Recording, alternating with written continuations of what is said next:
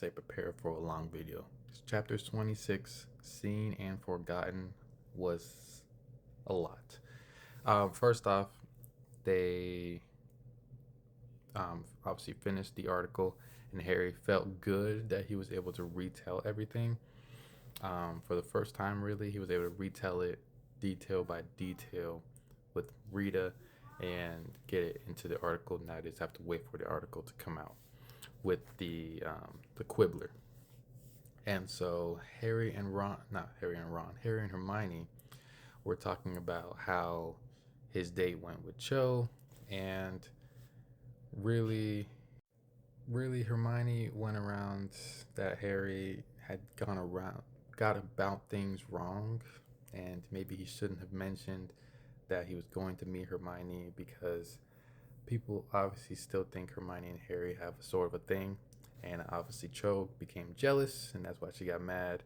And Hermione was just telling Harry, maybe you should have mentioned it, and maybe you should have just brought her along without even mentioning it, or just mention it like a different way, because that made Cho jealous, and then she was trying to make Harry jealous, talking about the boy next to them that had asked her out, and she said no. But they both agreed that Cho did overreact a little bit and did Harry dirty right there. And then Ron and Ginny come back from practice, and they pretty much say that's terrible, and there's like pretty much no hope for the team to win their first Quidditch match, or I guess their second Quidditch match. There's no hope really, because Ron is terrible, but Ginny's not bad. Ginny's not bad at all, but Ron is, eh. But the article does come out, and there's a lot of letters that come to Harry from different people that read the article. He got like maybe 7 or 8 letters from people. Some people agreeing with him, some people still telling him that he's crazy. They all around the Gryffindor table are reading the letters, and then Professor Umbridge comes over, and you know what she's gonna do. She makes another decree that no anyone holding the article from the Quibbler will be expelled. So obviously, you know what everyone's gonna do. They all read the article and then play telephone basically to tell each other about the article. Now, Harry in the article did name every single Death Eater. So obviously, Malfoy and Crabbe and Goyle, their parents are Death Eaters. So they obviously hated that this article has come out. But a lot of people were in turn starting to believe Harry. Even Seamus had come around and apologized to Harry and said, I believe you. And Cho started treating Harry good again. She came up, held his hand, gave him a little kiss on the cheek, and said it was really brave for him to come out with the article. And Harry was just mad. Was not mad. Harry was happy that they were back on speaking terms. So there's a lot of good emotions. Basically, the whole castle had read the article. Even the teachers were giving him some support. Some gave him points for Gryffindor. Some gave him little snacks. Just letting him know that they also read the article as well. And they believe him. Harry, however, was kind of overwhelmed by all this a little bit and got a little headache, and his scar was hurting, so he went to sleep. And you know, when that happens, he had a dream. In this dream, he realized that he was Voldemort, and that he was talking to some of the Death Eaters, especially, I think he was talking to Rockwood, and Rockwood was just saying sorry that the impetuous curse didn't work on the former guy that was killed. So they had a curse on him, Bode, and they had to kill him because he was able to break his curse, because whatever he was trying to get in the Department of Mysteries released his curse maybe temporarily.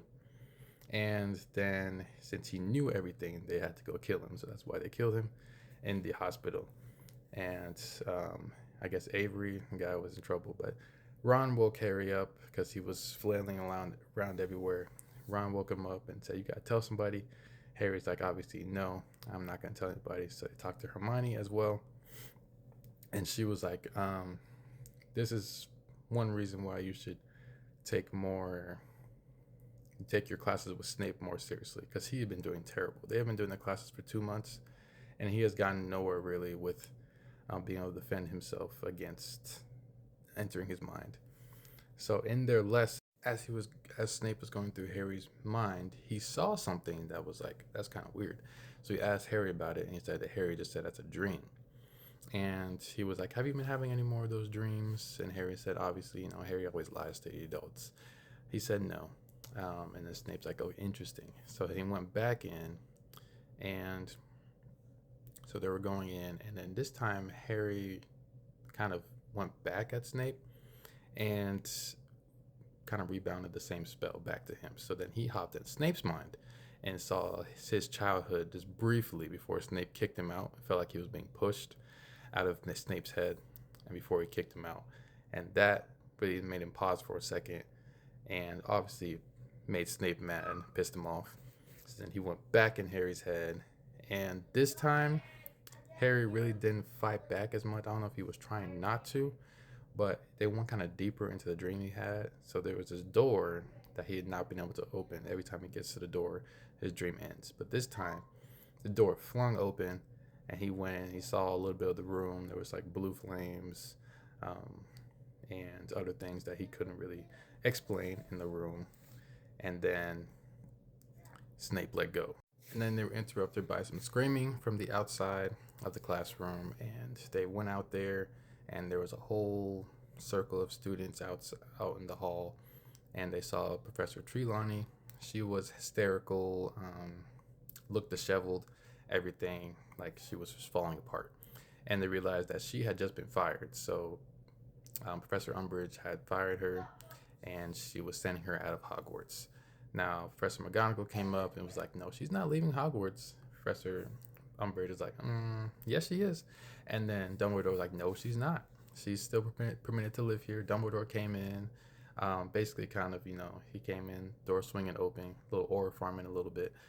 He came in, said, "No, she's not leaving. She's still permitted to stay here," and kind of took Professor Umbridge back. And he seemed like he was smiling a little bit, so he definitely liked being able to show this little power here. But took her back, so said she can go back upstairs to her room. All the other teachers helped her back up, and then he said, "I also have another replacement for our divination teachers." So then he brought in a similar character we've seen. I believe it was in the very first, was the first or second book, but it was the centaur um, that helped Harry in the forest when they were out there, and he was, I think this is the first book, when he was out there and he caught Voldemort drinking that unicorn blood. It was that centaur. That same centaur is now going to be the teacher. Yes, by the name of Firenze.